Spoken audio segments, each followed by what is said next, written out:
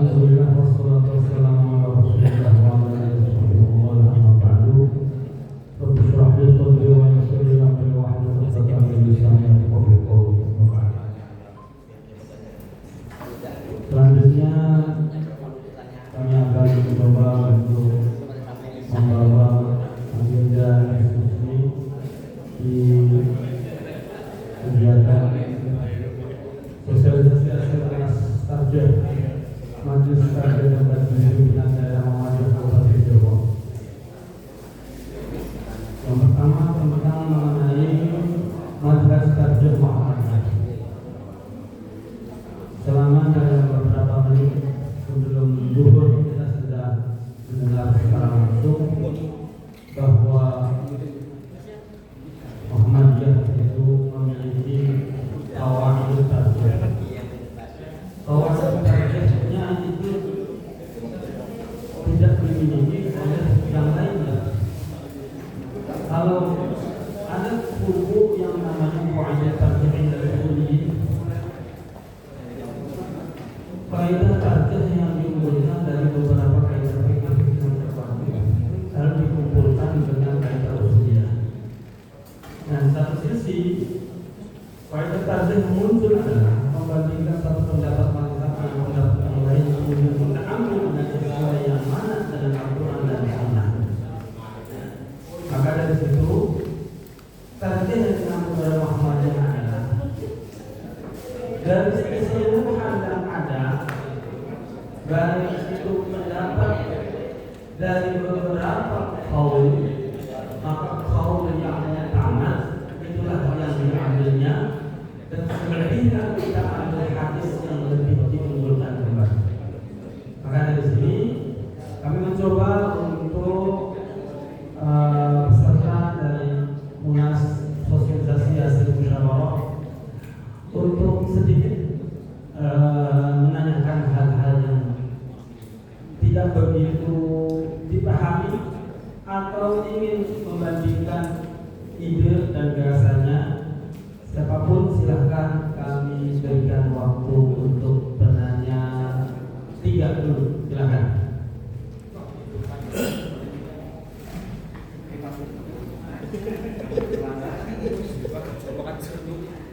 Aja sih. Barat.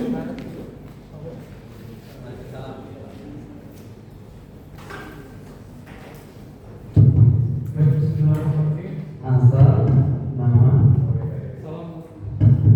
Assalamualaikum warahmatullahi wabarakatuh. Waalaikumsalam. Perkenalkan, nama saya Diki Ramadan dari PCN Sumber dan dari panitia juga. Jadi ada pertanyaan untuk Bapak Dr. Hermawan dan Ibu Dr. Zulbaidah terkait Manhaj Tarji dan KHGT. Alhamdulillah saya baru lulus Oktober kemarin dalam jurusan tafsir, Ibu, Bapak. Terima kasih. Ya. Jadi dalam perjalanan perkuliahan saya itu pernah berdialog dengan Pak Hamid Ilyas, Ketua Majelis Tarji Muslim Muhammadiyah. Ketika itu saya semester 3, kemudian beliau memberikan seminar. Dalam seminar beliau membahas tentang mazhab yang diadakan dalam Muhammadiyah itu sendiri. Nah, tadi ketika menyampaikan materi, Pak Hermawan menyampaikan bahwa Manhaj Tarji Muhammadiyah itu tidak terafiliasi dengan mazhab manapun. Tetapi ketika Pak Hamid Ilyas kemarin itu menyampaikan materinya, beliau menyebutkan istilah mazhab al-asli, kalau tidak salah seperti itu. Jadi Ulang lagi. mazhab al-asli kalau tidak salah. Iya. Sekitar 3 aslu mungkin ya. Ya, 3 tahun lalu. Kalau tidak salah 3 tahun lalu. Nah, maksud saya seperti ini. Ketika Muhammadiyah tidak terafiliasi dengan mazhab tertentu, kemudian ada muncul istilah mazhab yang barusan disebutkan, apakah Muhammadiyah membentuk mazhab sendiri atau bagaimana? Itu pertanyaan untuk Manhaj Tarji Muhammadiyah. Kemudian untuk Ibu Dr. Zulbaidah terkait KHGT, kita tahu KHGT ini di Indonesia tidak semua golongan menerima. Bahkan kalau tidak salah pernah diajukan di rapat Kemenak atau MUI terkait untuk penyamaan kalender di Indonesia itu sendiri. Yang jadi pertanyaan adalah kenapa kemudian ini susah sekali? Ataukah ada halangan tertentu atau kendala tertentu dari kita, dari PP Muhammadiyah ketika mengajukan KHGP ke pemerintah Indonesia sehingga sulit sekali rasanya untuk diterima? Ada halangan apa? Mungkin itu pertanyaannya. Terima kasih. Wassalamualaikum warahmatullahi wabarakatuh. Saya coba untuk lebih langsung dan kami berikan waktu untuk pertanyaan kedua. Silakan.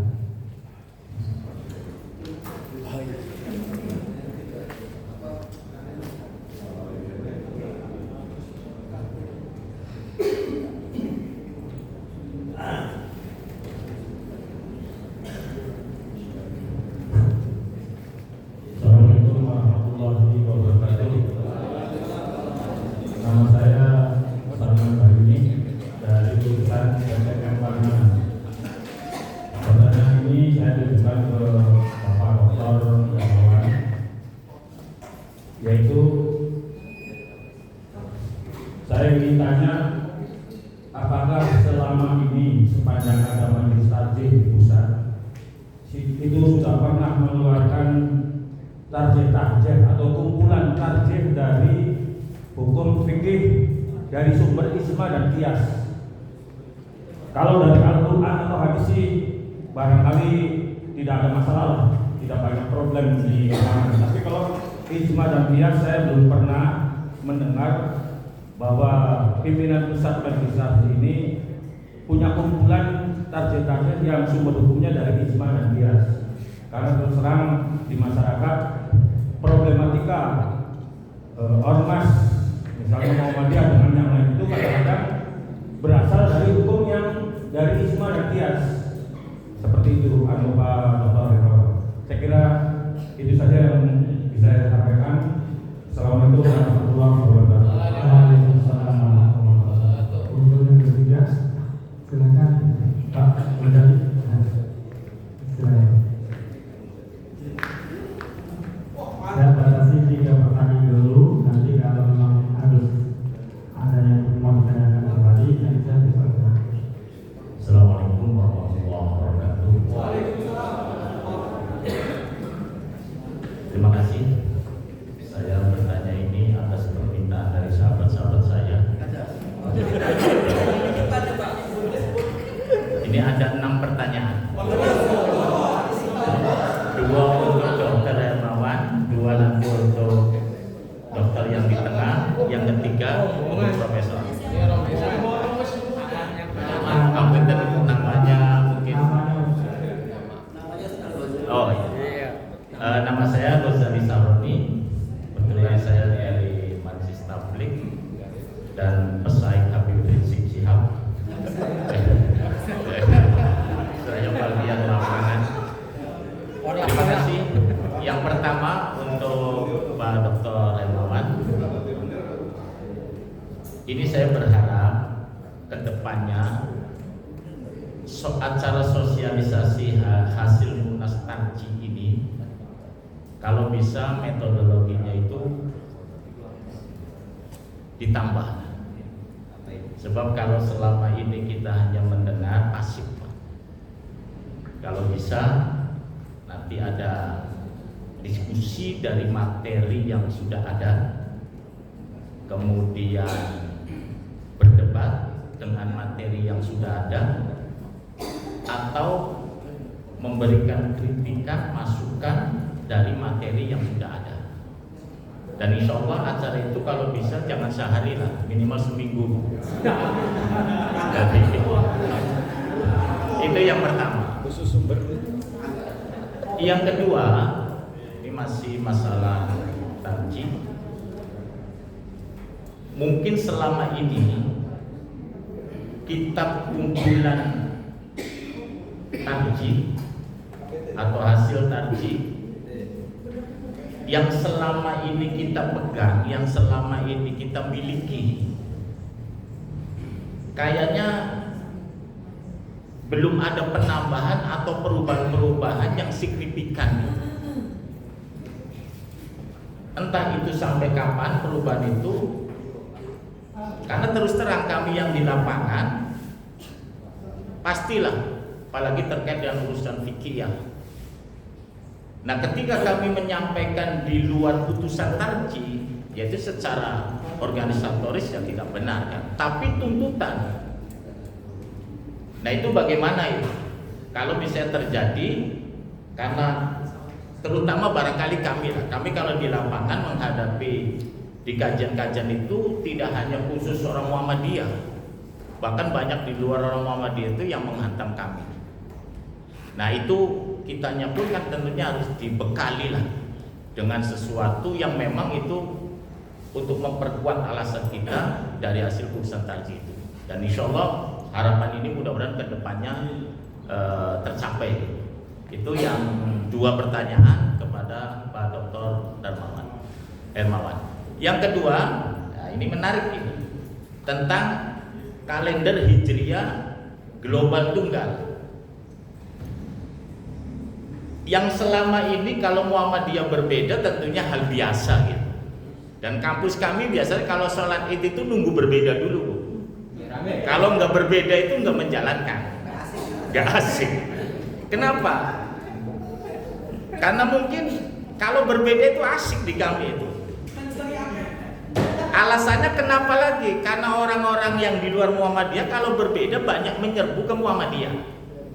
Tapi kalau bersamaan herannya ditinggal juga.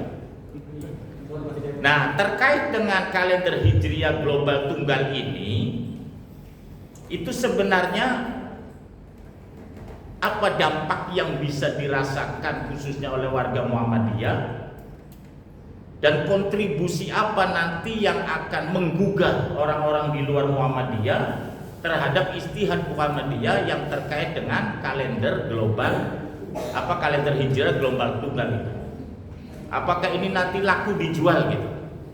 Sebab kalau di kalangan kami tentunya kami akan sangat idealis dan itu sangat baik sekali, cerdas sekali.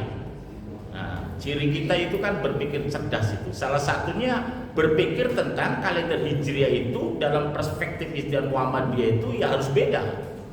Ya, tidak stagnan itu, tidak vakum, tidak mengikuti hal-hal yang sudah ada. Nah, yang kedua, dengan adanya Islam Muhammadiyah yang terkait dengan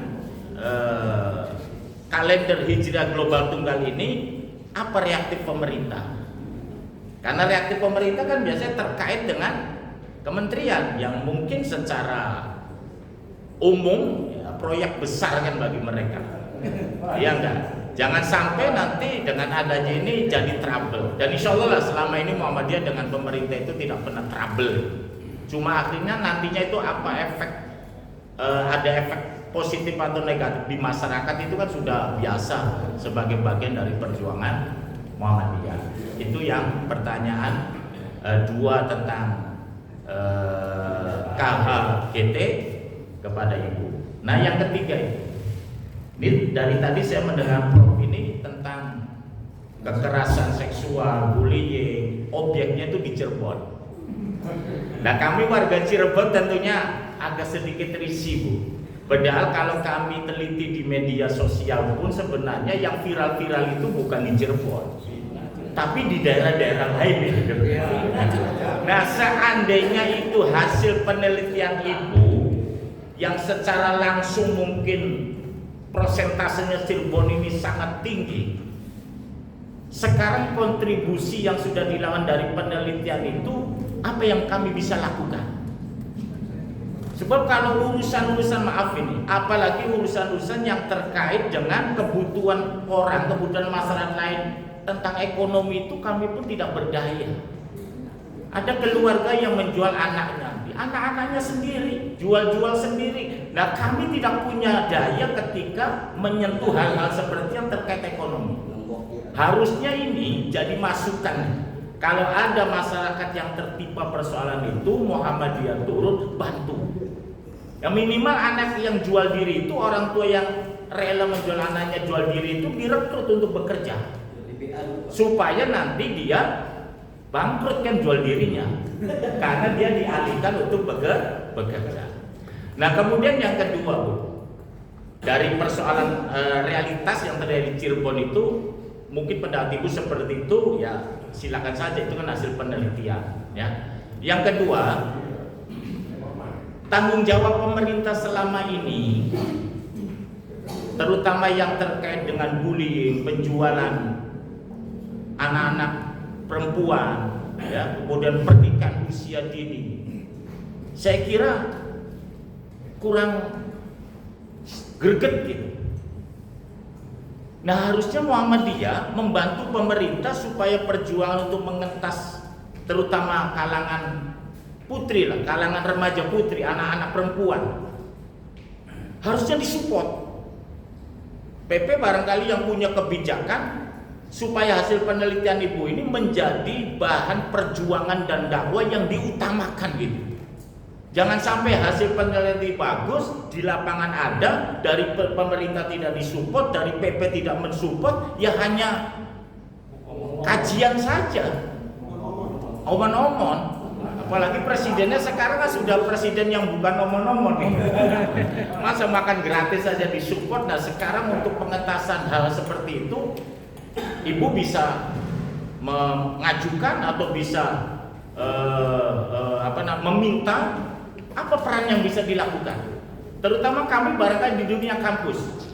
Dunia kampus itu kan hal yang sangat efektif tuh, kalau bisa disupport oleh pemerintah untuk. Nah selama ini support seperti itu kurang greget dari pemerintah, apalagi dari Perserikatan Muhammadiyah. Saya pun baru dengar di sosialisasi kali ini. Barangkali nanti bisa bekerja sama di Perguruan Tinggi Muhammadiyah seluruh Indonesia. Insya Allah itu semua perjuangan Ibu, penelitian Ibu itu akan bermanfaat, terutama untuk generasi sesudah kita. Nah itu barangkali dua pertanyaan secara adil. Mudah-mudahan ini jadi bahan masukan referensi kita dalam mengikuti acara sosialisasi hasil Munas tadi ini. Di akhiri bisalam nasrul minallah wa fatul qarib billahi taufiq wal hidayah. Assalamualaikum warahmatullahi wabarakatuh. Berikan ampun kepada baik, tadi sudah masuk beberapa pertanyaan dari pemateri 1, pemateri 2, pemateri 3, yang terutama mulai dari Masjid Ramadan dan sumber tentang masalah Muhammadiyah la Mazhabiyah. Ada kalau kita kaji ada bukunya Al-Mazhabiyah, itu bukunya Syekh Ramadan Al-Bukhari, juga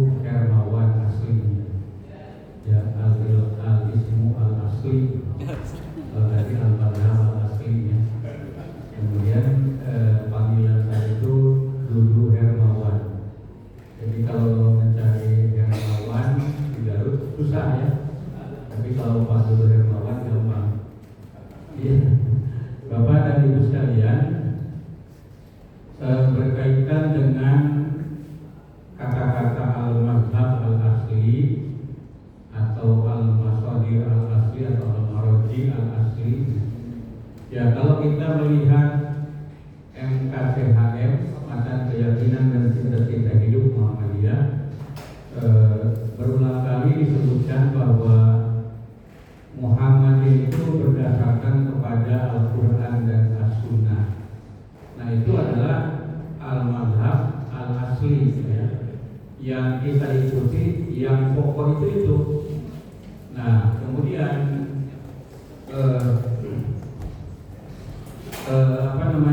tentang mazhab yang mengikuti kepada pendapat perorangan, ya kita tahu dalam hampir semua mazhab itu mengikuti kepada pendapat perorangan. Misalnya kalau akidah Asy'ariyah atau akidah Maturidiyah, nah itu perorangan. Termasuk juga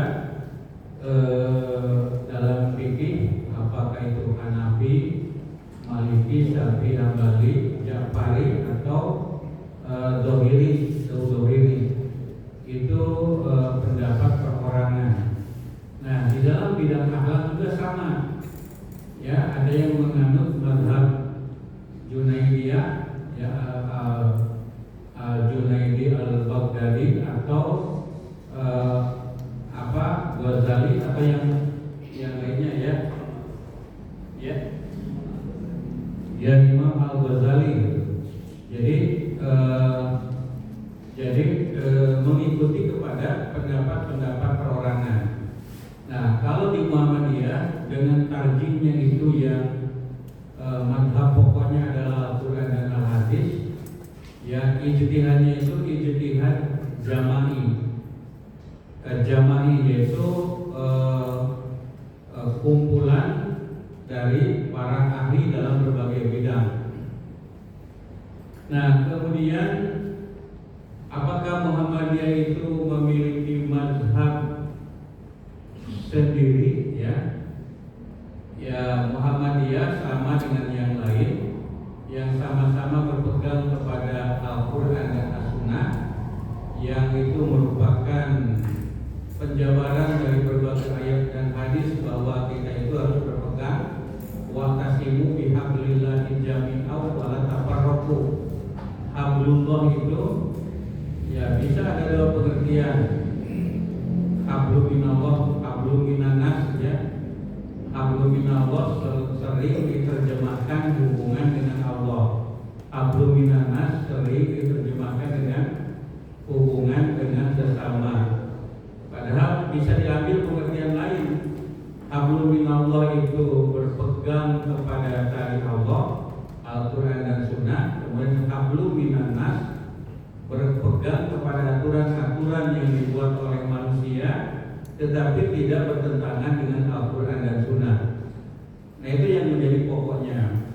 Kemudian mengenai apakah Muhammadiyah punya buku khusus yang bersumber pada ijma' dan qiyas, jawabannya sejauh ini tidak ada.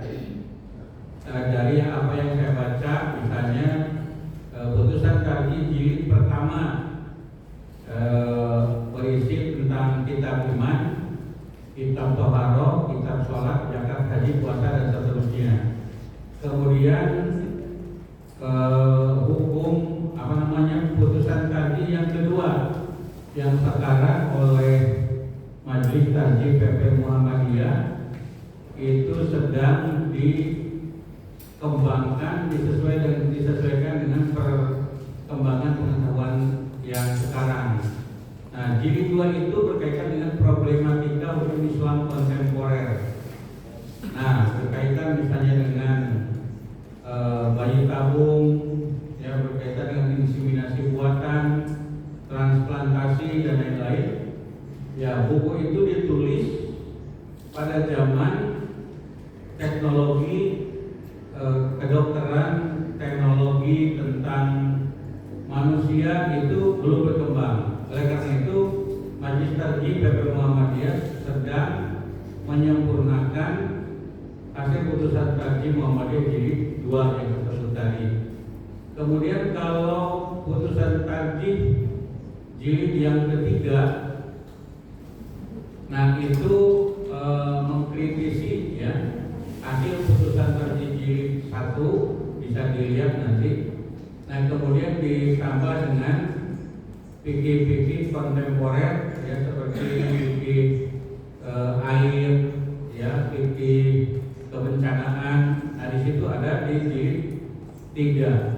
Nah, yang lain-lainnya produk tarjih itu ada di dalam tanya jawab agama. Jadi dokumen resminya ada di situ gitu. Nah, jadi di situ tidak ada buku khusus tentang fikih yang didasarkan pada ijma dan qiyas. Akan tetapi dari mulai jilid 1 sampai kepada jilid 3 ditambah jilid 1 sampai 8 tanya jawab agama. Nah, itu banyak ketetapan hukum di Muhammadiyah yang didasarkan pada ijma mengenai hukum sholat itu wajib, hukum haji itu wajib, zakat dan sebagainya, itu ijma. Selain dapat Al-Quran dan Sunnah, tapi juga ada ijma. Ada juga qiyas, ya terutama di jilid tanya jawab yang 1 sampai 8 itu. Nah kemudian untuk penanya yang ketiga mengenai perluasan metode sosialisasi tarjih, ada perdebatan sengit ya, kalau bisa sampai 7 hari ya. Apakah PDM kalau mengadakan tarjih selama 7 hari ada biayanya atau tidak untuk menyediakan makan nasi padang tadi? Begitu ya. Nah, jadi ini berkaitan dengan pembiayaan. Kami ketika mensosialisasikan tarjih itu Pak Ustadz Dr. Sofian, Ketua Majelis Tarjih PWM, ini yang datang kami dari divisi.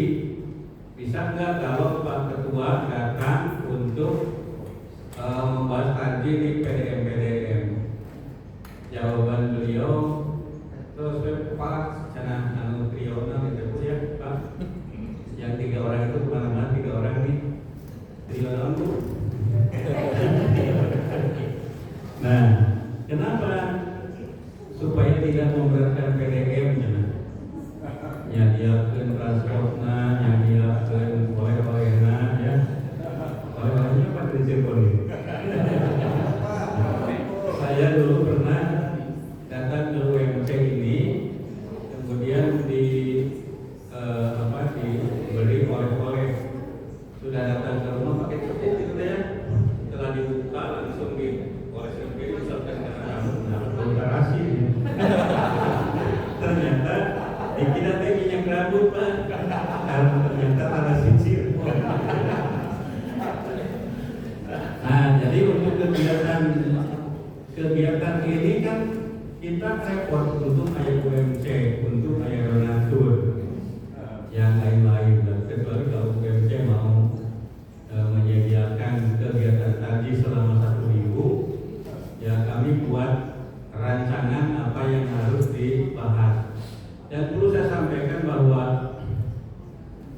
kegiatan tarjih itu yang rajin itu adalah PDM yang ada di Jawa Tengah, sampai membuat fatwa tarjih atau juga produk-produk tarjih yang dibukukan.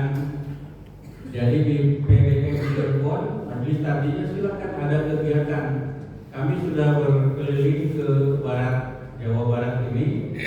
Mereka ada yang mengadakan 1 minggu sekali, ada yang mengadakan kajian tarjih sebulan sekali. Yang dibahas apa? Kalau yang sudah ada di tarjih, dalam putusan tarjih kita tinggal mensosialisasikannya.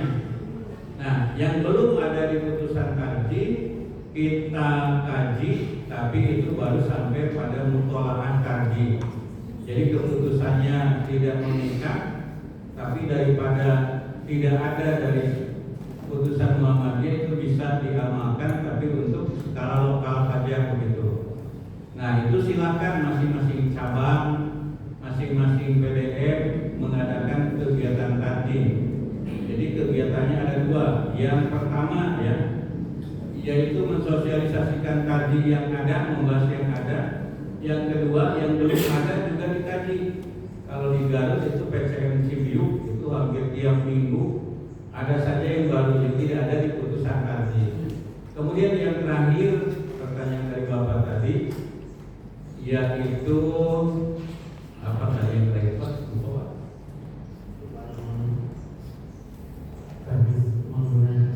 yang tidak ada dalam putusan target. Oh iya. Jadi apa yang tidak ada pada putusan tadi, kalau warga Muhammadiyah itu harus berpegang kepada manhaj tarjih.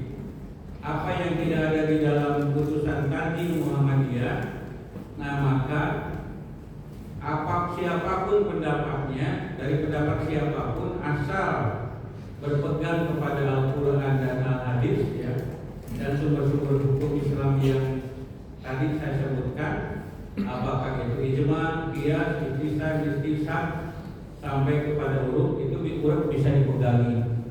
Bermuhammadiyah karena dokumen-dokumen Muhammadiyah itu terbatas putusan tadi terbatas. Sementara persoalan yang dihadapi oleh masyarakat kita itu sangat luas.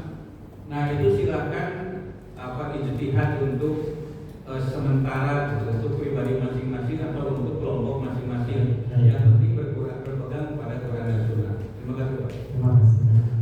Untuk Ibu Dr. Zubaida mengenai tentang kalender yang disebutnya kalender Hijriah global, yang artinya di sini kita temukan bahwa sebetulnya ini adalah kalender yang sudah dipaparkan di Turki tahun 2016, atau istilahnya satu hari satu tanggal. Kalau hari ini berarti tanggal 1, berarti hari tanggal 1.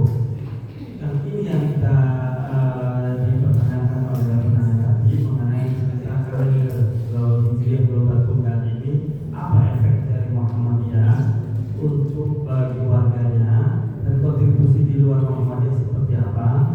Lalu kita bentuk daripada badan hisab ruqyah yang sudah ada ini sifatnya seperti apa. Dan sekarang di wilayah Jawa Barat ada badan hisab ruqyah, di pemerintah besar juga ada di bawah Kementerian Agama badan hisab ruqyah. Nah, kalau ada sistem yang terbaru, apakah pemerintah ini juga akan mengikuti dengan sistem Hijriah global atau tidak? Terima kasih Pak. Ini yang pertama itu pertanyaan dari Bapak Diki Ramadan. KHGT ini perlu diterima di Indonesia, khususnya di pemerintah Indonesia. Ya, kita itu dari 2016 ketika Ketua Majelis Tarjih dan Tajdid Muhammadiyah Pusat diundang Bapak Profesor Samsul Anwar, kemudian yang kedua dari Nahdlatul Ulama Pak Hendro Setianto. Informasi yang saya terima dari Prof. Samsul ketika acara di Turki itu, kedua-duanya sepakat, semua peserta sudah sepakat bahwa satu hari satu tanggal di dunia internasional. Pulang ke Indonesia dari Muhammadiyah, Prof. Samsul dia melanjutkan ijtihad dengan Majelis Tarjih Muhammadiyah, menggali. Akhirnya di 2024 atau 1 Muharram 1446 Hijriah kita launching itu di kalender 1446 Hijriah kita sudah menggunakan KHGT. Nah, kriterianya tadi memakai metode hisab, sudah terjadi ijtima, kemudian tinggi hilal 5 derajat untuk seluruh dunia internasional dan elongasi 8 derajat. Nah, tadi ada beberapa kriteria. Sedangkan Pak Hendro Setianto itu ya mentah lagi pulang ke Indonesia, dia tidak melanjutkan. Nah, sehingga di Indonesia diadakan pertemuan Mabim, Malaysia, Brunei Darussalam, Singapura dan Indonesia. Di dalamnya Muhammadiyah tidak ikut diundang. Nah, ketika itulah merubah kriteria imkan ru'yah dari 2 derajat menjadi 3 derajat. Nah, itu di Indonesia. Nah, kenapa pemerintah kita belum mau menerima KHGT? Ya mungkin mengingat bahwa Indonesia ini kan ada berbagai ormas. Masih ada bapak yang dari ormas-ormas lain yang hadir? Ya, saya tidak hafal. Ya, tadi diinformasikan ada beberapa ormas dan Muhammadiyah yang diberikan. Persatuan Islam itu dia pakai imkan ru'yah 4 derajat, berbeda dengan pemerintah. Kalau Nahdlatul Ulama itu dia memakai ru'yah bil fi'li. Justru keyakinannya ru'yah itu adalah ibadah. Nah, sangat berbeda dengan kita di Muhammadiyah. Ru'yah bukan ibadah, Isra bukan ibadah, seperti ya yang dikutip dari Yusuf Qaradawi dan Az-Zarqawi tadi. Itu hanya sarana untuk menentukan awal bulan Qamariyah. Nah, itu mungkin ya sampai sekarang pemerintah kita belum menerima HGT. Mudah-mudahan kedepannya itu bisa bergabung, karena negara yang sudah bergabung lebih ada 16 negara itu di HGT. Itu ya Pak Ghazali. Nah, kemudian yang kedua, ya saya catat pertanyaannya di sini nih. Yang kedua dari Bapak Ghazali Sahroni tadi ya, Bapak dari kampus katanya ya. Ya betul itu Pak. Mana ya bapaknya tadi yang bertanya? Kalau berbeda lebarannya itu Muhammadiyah senang, kenapa? Karena pelaksanaan Idul Fitrinya biasanya di kampus-kampus Muhammadiyah. Dan yang ikut bergabung juga banyak biasanya. Itu berbeda dengan Muhammad. Ketika Muhammadiyah mengawali puasa yang berbeda. Kalau puasa yang berbeda, ya kita nggak tahu itu apa yang ikut lebaran. Kalau Muhammadiyah duluan juga dia ikut puasa duluan, kita kurang tahu. Tapi beberapa yang saya kenal dia nggak ikut berpuasa duluan, tapi kalau lebaran ya ikut duluan. Nah itu apa ya?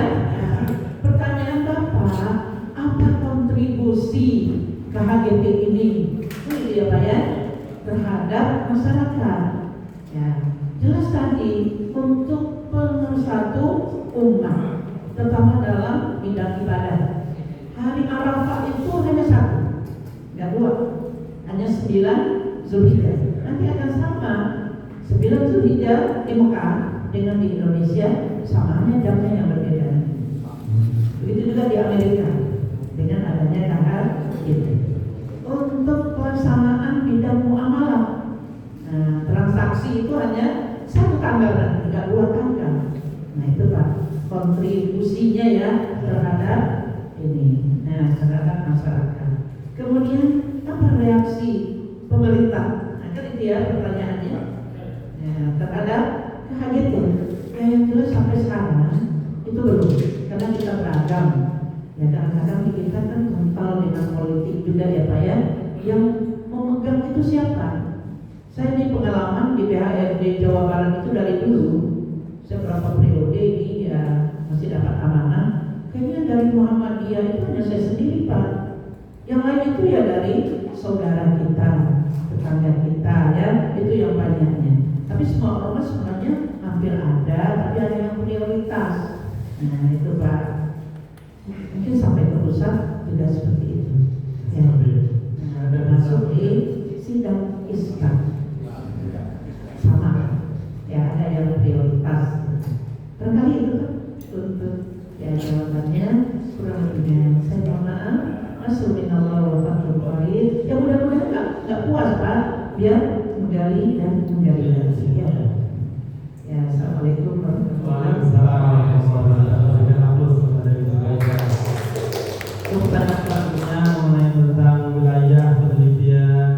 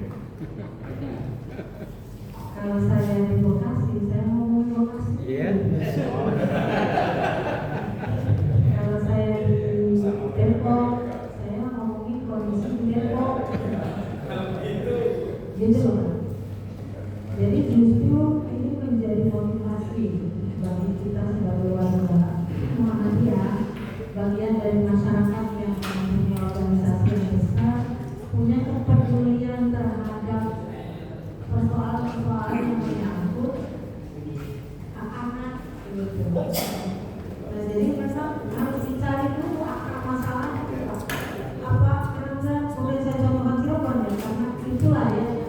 Ya saya contohkan dengan hasil riset saya memang karena risetnya di Cirebon. Nah, begini, kita ambil positifnya. Ada akar masalah yang saya kira menyeluruh terutama di Jawa Barat ini. Kenapa tinggi angka kekerasan terhadap anak? Ya pertama begini loh Mas, karena kondisi ekonomi keluarga yang tidak mencukupi. Satu itu untuk menghidupi keluarga itu kita fakir Mas. Oleh karena itu sebut kalau PDM Kabupaten Cirebon ini punya data kan?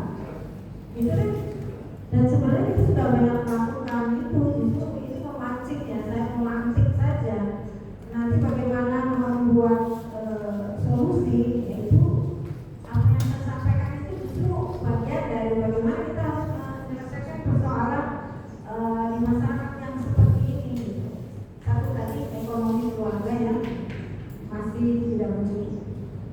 Kedua, ini bagian yang penting juga, itu kan karena rendahnya pengetahuan pendidikan keluarga atau orang keluarga.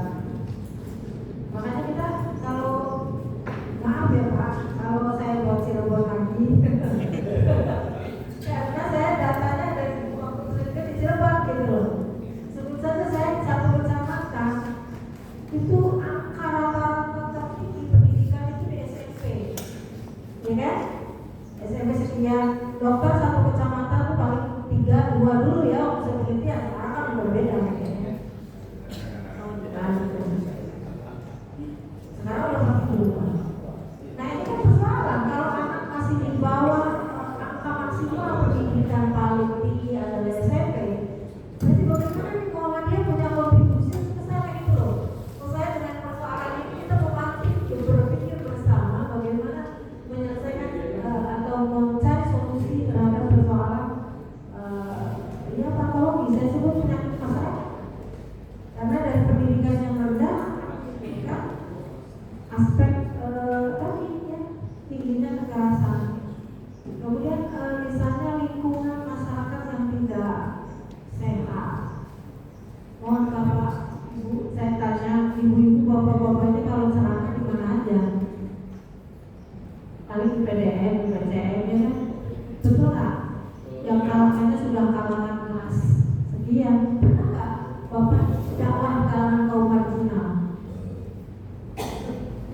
Kalangan marginal itu misalnya begini, anak pelantar, gay, ya kan?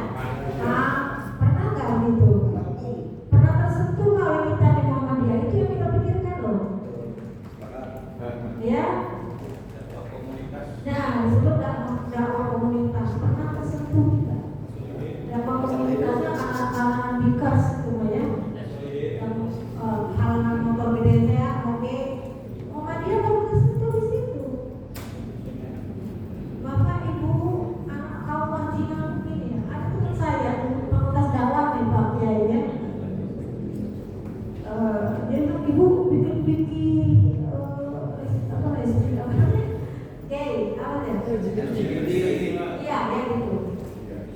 Orangnya baru meninggal karena COVID ya. Saya belum sempat bisa bilang. Bu, dia kan dakwahnya dalam kaum marginal. Dia cerita Bu, ini kita tuh kesana harusnya ya dakwah dulu orang-orang dakwah. Kenapa saya bilang ada apa sebenarnya yang dia mengalami menyentuh masyarakat yang seperti itu? Dia bilang Bu, anak-anak itu kalau ngambok nggak punya duit, sortek itu di tempat sampah dicari, digodok, biar ngambok. Pernah nggak kita menyentuh ke sana?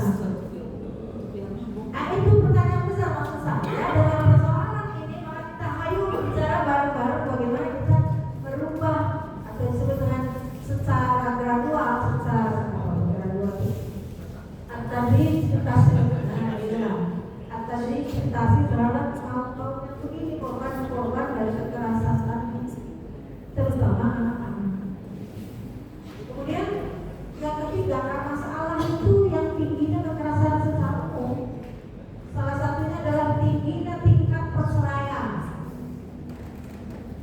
Ya, Bapak Ibu. Orang tuanya bercerai, korbannya anak. Begitu loh. Jangankan cerai, masih hidup aja banyak anak yang ditelantarkan. Apa? Mohon maaf ya, ini kan orang soleh semua, tidak ada yang itu kan ngapain saya memakai bapak-bapak mengambil inisiatif untuk berdakwah keluar. Ya saya sebut Cirebon memang tidak terlalu tinggi dia angka perceraian dibanding Indramayu, dibanding Soreang, gitu ya. Soreang itu sekarang tertinggi Pak, yang barat ya. Awalnya Indramayu, saya sebut Indramayu Pak, tapi jangan tersinggung ya. Orang nyatanya begitu, gitu. Nah ini untuk bagaimana kita sebagai organisasi besar, jangan hanya dakwah di kalangan kita ini, mereka tidak tersentuh. Itu loh maksud saya ya. Nah ini tingginya perceraian. Dari perceraian itu Pak, kenapa kok terjadi kekerasan terhadap anak? Banyak anak-anak yang ya saja terlantar, tidak dinafkahi oleh ayahnya karena dia sudah punya istri baru. Habis cerai kawin lagi. Jangan cerai belum cerai kayak sekarang. Ya kan? Ini persoalan di kita ini. Nah, maka akar masalahnya gimana? Bagaimana menyelesaikannya? Kemudian misalnya ada lagi nih, salah satu meninggal. Oke, kalau tadi perceraian ya. Kalau ini meninggal sehingga orang itu menjadi orang tertekan. Sementara secara ekonomi tidak mampu kan gitu. Jadi korban apa? Anak suruh dagang di perempatan jalan, ya kan? Itu yang jadi persoalan. Nah, inilah yang saya maksud dengan bagaimana anak-anak yang kurang mendapatkan pengasuhan dari keluarga yang tadi itu, yang karena faktornya banyak itu menjadi kewajiban kita umat Islam plus ya kita sebagai masyarakat warga Muhammad Islam gitu loh. Jadi saya ingin memancing sana Pak ya, kemudian ke bawah-bawah Cirebon yang bawah ya. Kenyataan. Ya, itu kemudian tadi tanya apa sih tanggung jawab pemerintah? Saya ada beberapa catatan. Saya misalnya Pak ada dalam Undang-Undang Nomor 23 ya tahun 2004 itu tentang penghapusan kekerasan dalam rumah tangga misalnya ya, atau korbannya itu anak. Maka pertama itu korban berhak mendapat perlindungan dari siapa nih? Dari pihak keluarga, kepolisinya, kejaksaan, pengadilan, advokat, dan lembaga sosial. Seperti kita kan lembaga sosial masyarakat atau pihak lain ya, berdasarkan yang misalnya ditetapkan oleh pemerintah. Kemudian kalau itu korban kekerasan seksual maaf ya, atau aborsi atau apa lagi ya, itu dalam undang-undang sebutkan korban mendapat pelayanan kesehatan sesuai dengan kebutuhan medis. Nah, mohon maaf ya orang-orang kita punya rumah sakit loh ya, jangan usaha maafkan ya.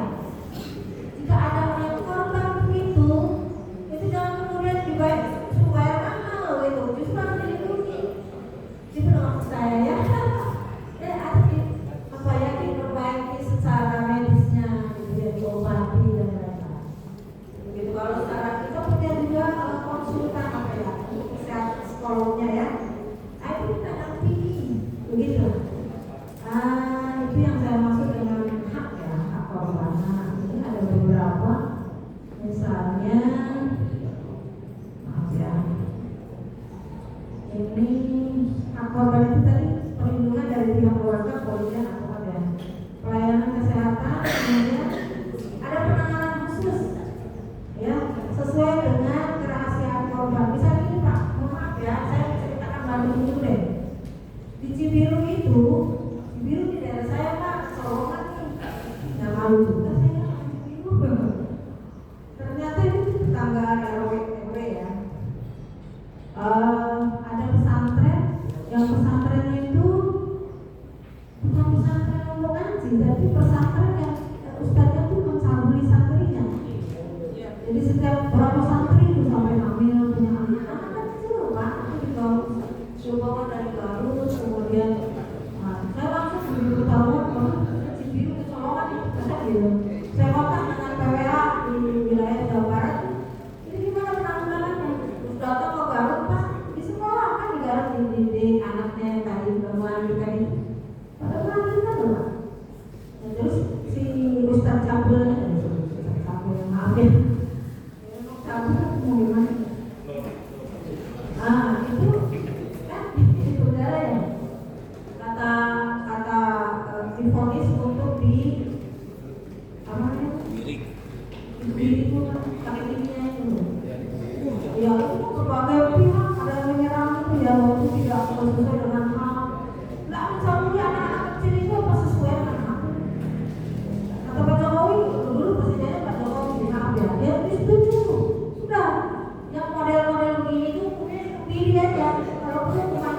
gitu kan.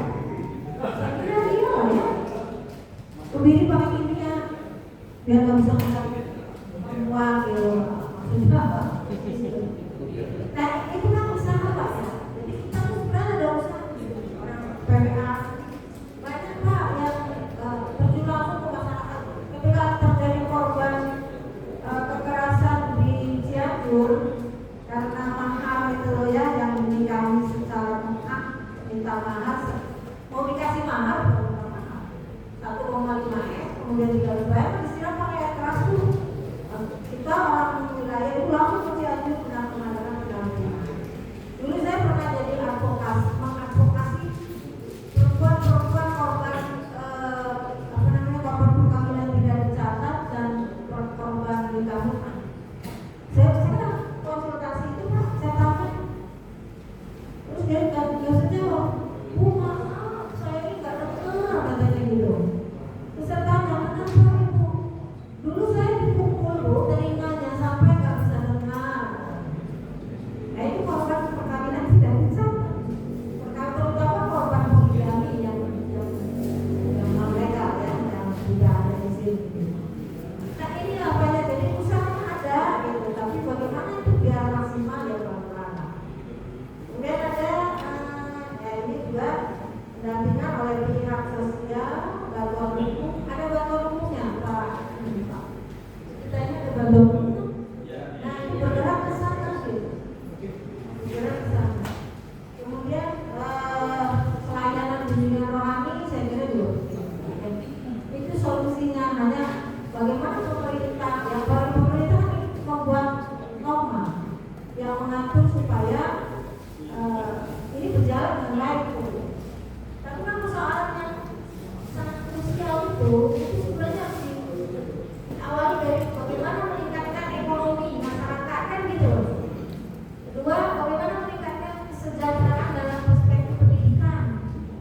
Nah, mestinya itu dulu supaya nanti minimal mengurangi hal-hal yang mengangkat yang menjadi penyebab terjadinya kekerasan terhadap anak. Itu Pak. Jadi saya kira saya contohkan Cirebon bukan karena menyinggung Cirebon. Kebetulan saya penelitiannya di situ, lahir di sini, gitu Pak ya. Ya saya nggak tahu daerah. Ini tanya aja ke Rio Efek. Saya kalau mau ke Bekasi, soalnya di Bekasi gitu. Nah gitu. Maksudnya untuk memancing supaya memantik berpikir bareng-bareng bagaimana mengatasi. Dulu di Bogor ya Pak, ada konsultasi ke saya, Bu. Ini ada anak SMP Muhammadiyah lupa dibully, bullyingnya nggak tahu lah, mungkin anak yang mungkin kurang mampu atau gimana, sampai tangannya diiris-iris begini nih. Set saking nggak kuatnya sarsi sama dunia, pengen mati gitu maksudnya, ya. Bapak Ibu jangan tidak ini, saya juga kita kan lagi nggak ada masalah juga, ada dosen misalnya melakukan pelecehan terhadap mahasiswa, ada banyak mahasiswa pengen mati loh, jangan lupa. Nah ini maksud saya ya, jadi ya itu nggak masalah kita ya, persoalan di mana harusnya hal-hal yang tadi ekonomi, pendidikan, ya kan, kemudian agama, masa anak ditanya Al-Quran diturunkan ke Nabi siapa? Nggak tahu anak-anak sekarang ini. Agamanya agama Islam. Apa persoalannya? Di pendidikan. Begitu Pak. Ya jadi ini maksud saya ya. Jadi mohon maaf kalau tapi itulah nyatanya begitu. Terima kasih Pak. Mudah-mudahan tidak puas.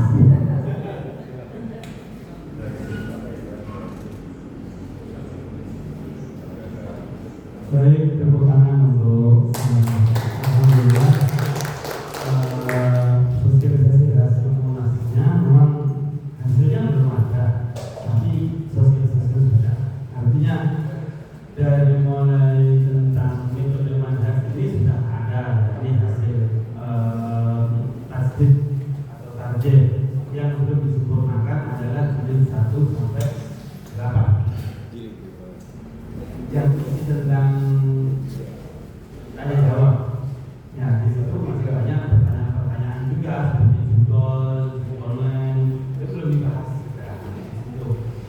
tantangan juga di kala hijriah global juga belum ada muatan dari Kementerian Agama membuat badan hisab ruqyah itu mewadai daripada kala hijriah global. Kemudian dengan peninjauan ada namanya Fikrul Usrah, ada Yusuf Kondowi sudah Fikrul Usrah. Tapi dari sana nanti akan ada Fikrul Aulawiyatnya seperti apa, prioritasnya seperti apa. Nah di sini nanti kalau misalnya itu sudah menghafalkan Anda, jadi susun dengan nanti bahwa Fikrul Usrah yang Muhammadiyah seperti ini, Fikrul Aulawiyatnya seperti ini.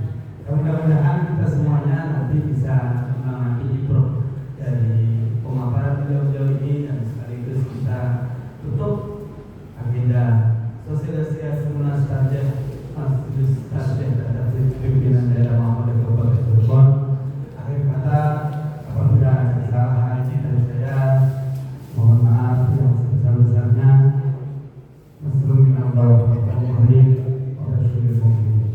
Assalamualaikum warahmatullahi wabarakatuh.